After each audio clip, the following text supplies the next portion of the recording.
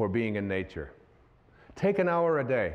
Every day of your life, take an hour a day, no matter how busy you are, no matter what scheduling that you have, to get out in nature. Walk barefoot on the grass. Walk barefoot. It's one of the great ways to overcome an inability to sleep at night. Just go out when you can't sleep and just walk on the grass, walk on the earth, and reconnect yourself. Now, go out and be with the tree and look at what you can learn from nature. Look at these trees. Look at these animals. You can study. Look at that. You can study a flower like that is so magnificent as it's unfolding. That's an actual photograph of this thing growing and unfolding there. Be with that. You have much to learn from nature, from water, from the sky, from the winds, from the trees, from the birds. The more you do it, the more you see yourself in all of them.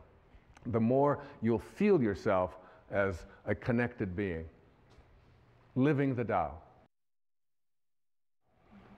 Another thought to change. To change from thinking big to thinking small. It's so much of the Tao has in it statements that seem so paradoxical and so confusing to us. More is less. Less is more. Think small and get great things done, accomplish great things. Listen to verse 64 of the Tao Te Ching. A tree that fills a man's embrace grows from a seedling. A tower 9 stories high starts with 1 brick. And here's the most famous line out of the Tao. A journey of 1,000 miles begins with what? The first step. 1 first step. Okay? So today I can stand up here on this stage in this beautiful sacred place, in this beautiful yin-yang symbol, on this incredibly beautiful set that feels so much like nature.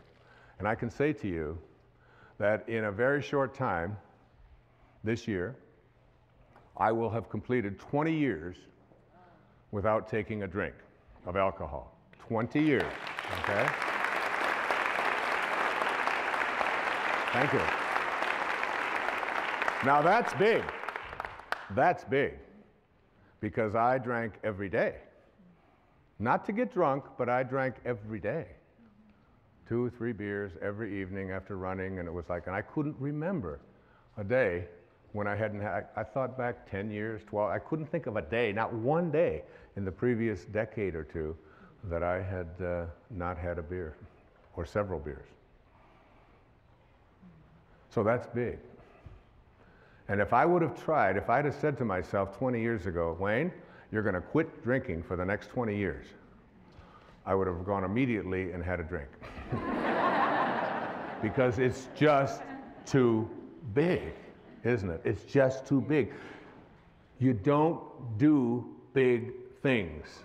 You do small things and thus accomplish great things.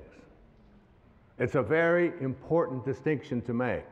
Whatever it is that you would like to create or contribute or become in your life, take 1 step. How did I let drinking go for 20 years? And I don't even know about tomorrow. I never think about tomorrow and whether I'm going to have a drink. All I know for sure is that this won't be the day. I do it 1 day at a time. That's how you overcome anything called an addiction in your life. You take it, you reconnect yourself to the source from which you came, which is a source of what? Well-being, isn't it? And you get back and return, get on the return trip and saying, I am connected to well-being. And I'll do this 1 day, 1 hour, 1 minute, 1 second if I have to, at a time. And when you do it, I mean, it's behind in all of the programs for overcoming addictions, and all of the work of Bill W., all of the work of Alcoholics Anonymous, all of the work of any kind of addictions. It isn't just alcohol. It can be food. It can be addiction to your emails. It can be addiction to work. It can be addiction to so many things that so many people find that they can't get past. And to move themselves into a place where I think small. I ran 7 marathons in my running years. And About the 22nd or 23rd mile, you begin to ask yourself about your sanity. And what am I doing here? And my body is breaking down. But the way that you finish the marathon is not by saying, I'm going to run 26 miles. You don't do that, especially when you've still got 5 or 6 to go. You just say to yourself, can I put my foot in front of the next one? Can I take one step at a time? Can I do it one step at a time? And before you know it, you've accomplished great things. I watched my wife give birth to 4 children right there in her in the delivery room with her. And she does not, you know, when you have a baby, it takes 9 months, doesn't it? You don't say to yourself, oh my God, I gotta have a baby, I gotta get pregnant, I gotta deliver it, I gotta go through labor, because that'll just drive you. And there are people who do that. And it's a torture for them. But I watched her do it one moment at a time in labor. Not what's going to happen an hour from now, what's going to happen this afternoon, am I going to have the, none of that. And she did it all naturally because it was all, and her mind was so strong as she was doing it that I couldn't even penetrate. I couldn't even communicate with her. She was so focused on just being here. She would say, these are not labor pains. These are just signals. And I can take this signal. I can do this for 1 minute. I can do this. It's the way everything gets done. I watch the great tennis players on the planet. Roger Federer, Pete Sampras, these people that are really masters at this game that I played for so many years, not even close to those kinds of levels. And they'll be in a tournament, they'll have a seeding, and they'll say, here's the first round, here's the second round, here's the third round. There's no such thing as playing the 4th round before you've played the first round.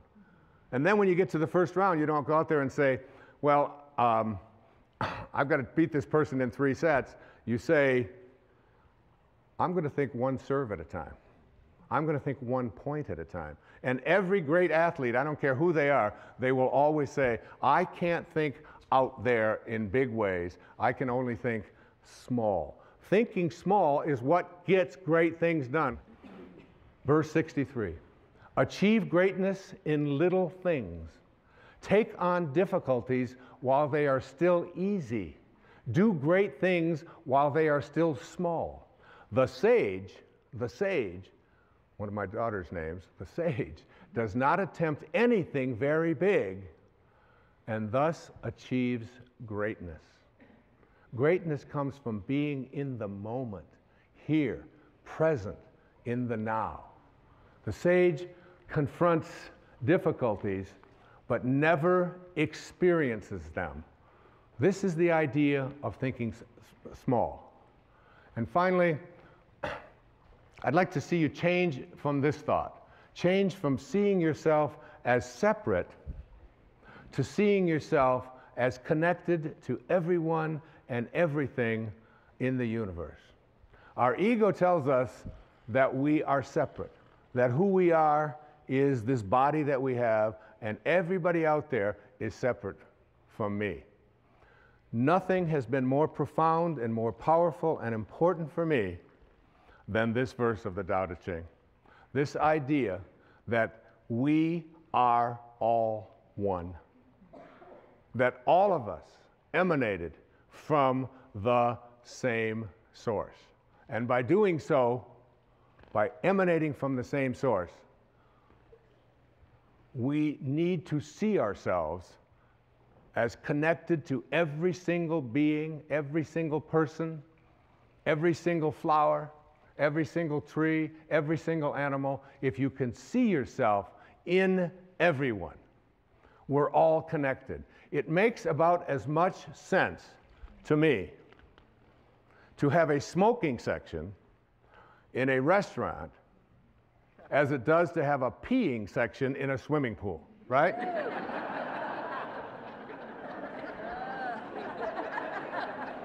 Oh, no, kids, no, don't pee over here. We pee over here. Does that make any sense? The Native Americans, one of my favorite quotes, I've used it many, many times. The Native Americans would say, no tree has branches so foolish as to fight among themselves. No tree has branches so foolish as to fight among themselves. We are all branches on a tree called humanity. When you read the Tao, when you read this idea about changing these thoughts and changing your life, you're going to see endless verses that speak to the absurdity of the idea of you having an enemy. The idea that you and anyone else on this planet is an enemy. In the Tao it says, I and enemy cannot exist in the same sentence. And he said, even those who go to war, the ones who will triumph in war are those who go to war without an enemy. And they will treat every victory in war not as something to celebrate, but as a funeral, as an indication that we haven't reached the highest place within ourselves to see that even those people that we judge to be our enemy are really connected to us. And it says in the Tao that a bad man is a good man's job, and a good man is a bad man's teacher. A good man is a bad man's teacher. So finding that and seeing that, listen to verse 10. Carrying body and soul and embracing the one, can you avoid separation? One who heeds this power brings the Tao to this very earth. This is the primal virtue. This was so helpful to me as I thought about it. Remember, I spent 4.5 days on each one of these verses. And in each one of those 4.5 days, I wasn't writing. I wrote the last 4 or 5 hours of those 4.5 days. For 4.5 days, I took that verse and I went out into the world and I looked at everyone that I encountered, everyone that I saw, and I tried to see myself in them. The person that was, dressed differently than I would dress, the person who was not as attractive, the person who was very old, the person who was very young, the person who used language particularly that was possibly offensive. When I would look out there and I would practice not judging, because the only difference between a flower and a weed is a judgment, isn't it? It's just a judgment. It's just a judgment. And if we want to end violence in our lives and in our society, we have to learn to change our thoughts. Remember the dandelions when I was growing up out in Michigan? We had these dandelions. The dandelions would have, at a certain time of the year, they would get all these little fuzz balls at the top of them. The yellow little flower part. I always liked the dandelions. I thought they were really beautiful. And then they have these little fuzz balls. Now imagine if you want to end the problem of dandelions on your lawn, and you see them all out there with all their little fuzz balls. So you go out there and you take a shovel and you turn it upside down and you start smacking all of the dandelions like this. And what do you do when you use violence to attempt to end the presence of these dandelions, which are problem for you on your lawn? Is they all scatter. And then in the spring, guess what you got? You got more. You got new generations of dandelions. There's such a lesson in that, isn't there? There's a great lesson that when we use violence as a means to resolve our disputes, whether it's individually with each other, or whether it's in countries, or whether it's in communities, whenever it is that we resort to that kind of not seeing myself in others, and out of this kind of a consciousness will emerge those people who will ultimately begin to get this. Because if we don't get it, like if we don't really get it, civilization as we know it will not survive. It will not survive. We have to learn that the people that we call enemies, no matter how horrendous they may behave toward us, there is still something of us in all of them. And we can figure out a way. Yes, we of course have to defend ourselves, and yes, we don't allow people to push us, or all of those kinds of things, but at a deeper and a higher level, Lao Tzu was asking us to go within and find that place of peace and try to reach out to that and help someone to make a U-turn, those people can be reached because they have the anchor of the universe located within them. In verse 25 of the Tao, it says, thus to know humanity, understand earth. To know earth, understand heaven, which is where earth came from. To know the way, understand the great within yourself. Within yourself. Look within and see it. Now, every single person watching this program will have conflicts with somebody in their life on a fairly regular basis, especially if you're in a marriage or in a partnership of some kind. Certainly if you have children, you're going to have conflicts. Now think about what you do when you have a conflict and that conflict comes to an end. The conflict is over. You've expressed your opinion. You may have yelled at each other. You may have screamed at each other. You may not have understood each other. But it's over now. How do you end the conflict? Lao Tzu says, the person of Tao will eliminate all of the pain, all of the stress, all of the anger, all of the hatred if they decide to end the conflict with love. Just be the one who ends the silence by saying, we don't agree, but I love you. And it's all over. You have moved a person from staying in the world of the 10,000 things into the world of God, into the world of Source, because the Source has no violence in it. It creates endless numbers of flowers and beings and creations without using any force at all. There's no force there. Here's one of my teachers who lived in Bombay, which is now Mumbai in India. His name was Nisargadatta Maharaj. He said, wisdom is knowing I am nothing. Love is knowing I am everything. And in between the two, my life moves. In between the two. The ability to take a conflict and to end it with love is one of the most powerful things that you can do. It has been a great lesson for me. When we have a conflict, what we do is I will be the person that will pick up that phone. You can be certain of it. I will end that conflict with love. And guess what that does to the conflict? It's over. It's over. You can't pick a fight with someone who just doesn't want to fight anymore, who just sends you love. So I want to summarize some of these thoughts, and there are so many. Change your thoughts based upon the wisdom of the Tao, and your life will change.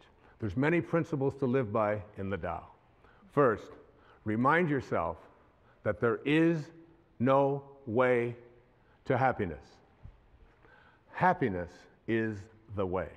Bring happiness to all that you do. You accomplish much by trying less. It's so inconsistent, isn't it, with what we lived in the Western world. But the less you try, when I go out and swim in the ocean, and I do it almost every day, I try to do between 30 minutes and an hour every day, being out there in that ocean. And I just get out there, and if I try less, my arms just seem to know what to do, and the breathing just all works, and and I can swim all day. As soon as I try, as soon as I struggle, as soon as I start trying, the minute that I move myself into trying, it's like if I were to take this little cap here and drop it right there and say, I'm going to try to pick this up. I'm going to try to pick this up. This is what Lao Tzu was speaking about. So all of this, I'm trying, I'm really trying. All of this is called, in reality, not picking it up. That's what that's called, not picking it up. But when I just get easy and do less. See yourself, the Tao says, in everyone you encounter. A great lesson.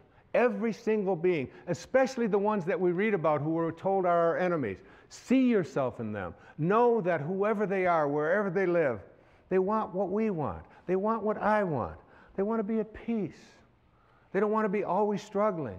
They don't want to be sick. They just want to be loved. whoever they are. I know the skepticism of that. It's like, yes, but, all of the yes, buts. But if they got it too, see, Lao Tzu wasn't speaking to, well, some are going to get this and some probably won't. He was speaking to all of us. Trust in others, the Tao says, to know what's best for themselves. Trust in that. Trust in the pliability, the flexibility of your babies. God, those little babies, they're so great when they're like, 2 weeks old. You can take their foot, put it behind their neck, stick it around here like this, put it in their mouth. They're so flexible. I mean, you can do anything. You pick them up, you turn them upside down. You watch them when they're starting to learn to walk. And they run, crash, they go down into the walls and all of this. And you think, oh my God, this kid will never walk again. Up they go, and they don't. Trust in their flexibility. Live without attachment and be generous. Be strong by bending. By bending. We need to learn this in our lives. We need to learn this in the world. It's not so important to be right. It's so much more important when you have a choice to be right or to be kind. Always pick kind. Always pick kind. Practice radical humility. Live low. Live low like the ocean. Stay low. And all the streams will come to it. That's why it's so powerful, because it doesn't lord anything over anyone. And rather than looking for miracles, see everything as miraculous. Everything in your life. There was a man who had a Tao experience, what I call a quantum moment. His name was John Newton. He lived back in the beginning of the 18th century. And he was crossing the ocean. He was a slave trader. He had a ship full of human cargo that he was going to trade into slavery in the most hideous practice that was so common at that time in our history. And in the middle of a storm, on his way over there with all of these people, he was 22 years old or 23 years old. And he thought he was going to die, and he thought it was like he must have hit a hurricane or something out there that was before satellites could warn people. And while he thought he was in that state of dying, he took out a pencil and a paper, and he wrote on the back of an envelope, he wrote, "I once was lost, and now I'm found." And it was grace. It was grace that taught my heart to feel. It was grace that brought me home. And when the storm was over, he had a moment. He reconnected to his source. Anybody out there can reconnect to the source, to the Tao, and become a being of Tao. Remember, it's a return trip. And you can make that return trip while you're alive. Remember the parrot. He knows much more than we did. And he returned back to Africa, and he released the slaves, it is said. And for the next 55 years of his life, he shifted and became the most ardent spokesman as an abolitionist to abolish that hideous practice of slavery. That's what he devoted his life to it. A former slave, it's like going from Saul to Paul, from being a person who crucifies and murders Christians to being the author of a big portion of the New Testament as St. Paul. In a moment, it's possible for any of us. And there's a lady who I think has one of the great voices on this planet today. Her name is Cecilia, and she has been traveling with me. She's from Norway. She has sung at conventions and places that I have been. She sings, we call her the Nightingale, don't we? She's an angel. She sings like an angel. And she's accompanied by the whales. These whales, these beautiful creatures who are in my front yard every morning on Maui, the humpbacks, who have these beautiful tails that flash and flash, and some days I'll be walking along the beach and I will hear someone say, "Honey," this guy was having on a honeymoon there, and he said, "Honey, come on in. You can hear the whales singing, they're all singing." And she's going, I don't think I want to get my feet wet, and I don't think I get my hair wet. And he said, "No, but you can hear them." And I flew into there with my clothes on and went underneath, and I stayed under there for like an hour, up and back, listening to these sounds of the whales, these beautiful creatures in nature, these natural beings who I feel so connected to and so a part of. And she sings accompanied by the whales.